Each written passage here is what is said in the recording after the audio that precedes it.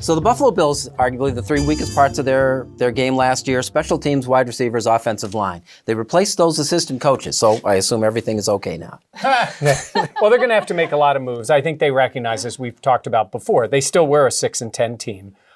Yes, and they have money to spend. They're changing some things in the coaching staff, and they're addressing issues that were pretty obvious last year. Yeah, it's nice to have different coaches. You need better players in those circumstances. They're going to need to be aggressive. But aggressive doesn't mean necessarily be stupid with your money. Just go spend. The Bills have tried to do that before. We've seen other teams fail to do that. I think they're going to be, I think a smart way to go about it is to do a bit of a mix of that. You're going to need veterans, and you're going to need to maybe spend a little more money on certain guys on that offensive line to get them to come. And I'm not talking about breaking the bank left tackles and spending $15 million a year. Yeah, you do. Don't ever do that again. But I think you're going to need a mix there. You can't just go out and draft four guys and say, now it's going to work, four guys with Dion. I think they're going to bring some veterans in. They'll spend a little bit of money there.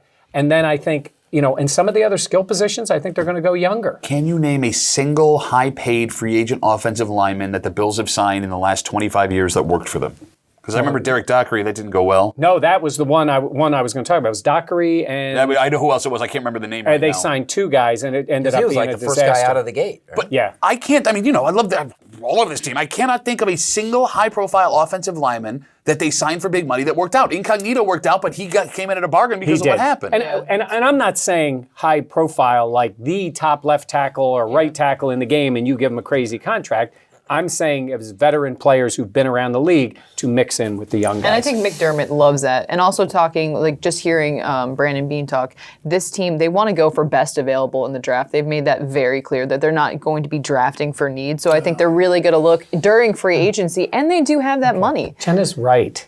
And they have so many needs. Well, she's right that he's going to do it, but I think it's a stupid move to do. But if you look at this roster, though, I know there's the immediate needs, but looking down the line, if you draft for need this year, then you're just going to set yourself up down the line for having those exact same issues. Soon to be wrong. Okay, I said this 4 weeks ago that there's going to be a situation. I'm not typing on a typewriter making a point.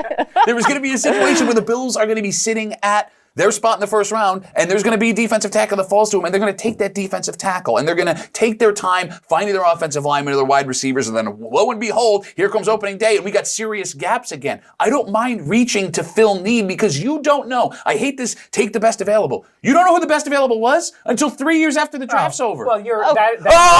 Who's wrong now? You. Traditional? Again. No, you have...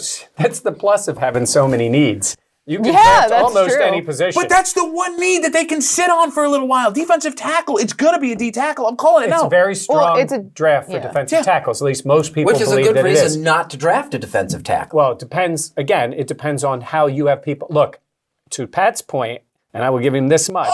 If the difference between your D tackle and your right tackle or a center, which is a big need for him, is very minimal, I think they may then still go with more of a need. But you're talking about very minimal. Don't be reaching for an offensive lineman when you don't have that guy ranked maybe 10 picks back. Let's go to the way back machine. Get in with me, everybody. You ready for this? I seem to remember a Bills team that had a really good running back in Travis Henry, and they drafted a guy with no leg in Willis McGahee that didn't work out so well. Then let's go back a little further, but before or after that.